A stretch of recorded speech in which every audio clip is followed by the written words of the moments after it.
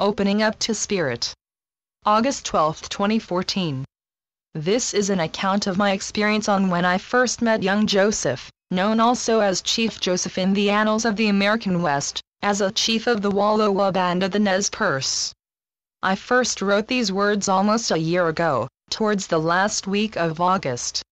I recently experienced an interesting encounter the other day with the spirits or souls of departed Wallowa band Nez Perce or Nimipu, the people, as expressed in their own language.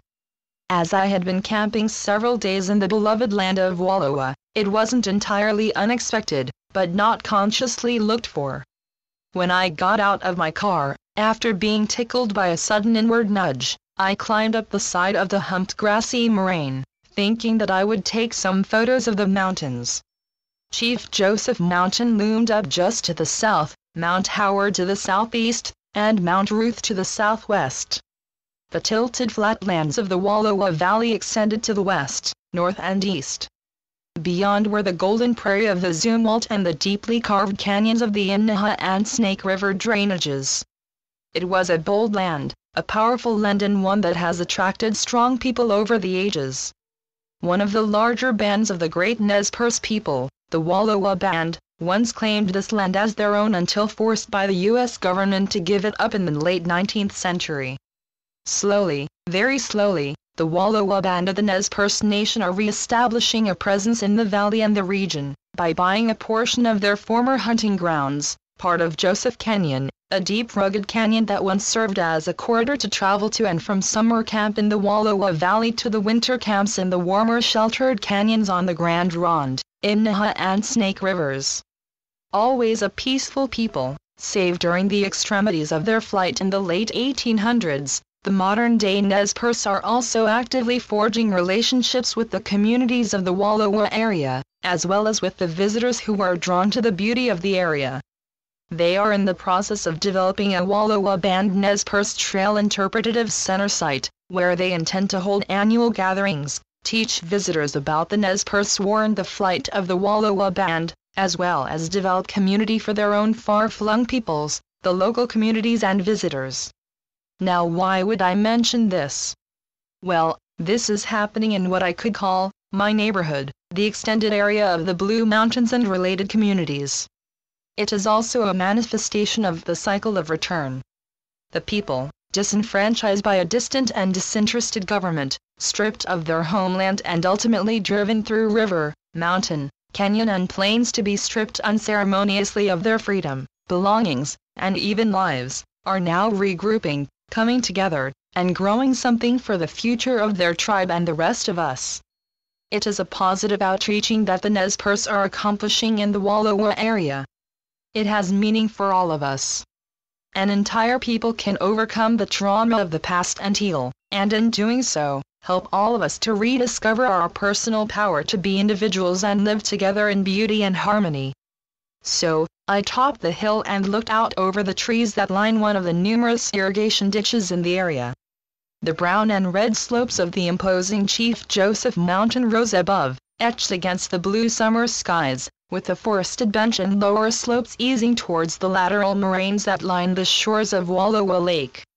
As I dropped down the hill, now beginning to realize that the area of the site, Iwatemlaken, was far larger than I had previously thought. I also felt a rising sense of grief wash over me. It was not my own, but the lingering effect of the history of the place. Arriving at the bottom of the slope, I stepped onto a flatter area and immediately sensed a presence that seemed to be looking through my eyes. It was male, strong, dignified, compassionate, quiet, but at the same time, grieving for what was now gone. I understood this presence to be one of the Nimipu and part of the Wallowa Band who were driven from this place. One must understand the power of place and the intense love that the people had and have for this place, a love that I was beginning to touch within myself. In the words of young Chief Joseph, I buried him, old Chief Joseph, in the valley of the winding water. I love that land more than all the rest of the world. We walked along the gravel path that edged a tiny grouping of trees. The sense of sharing space with another being was very strong. I could also see him.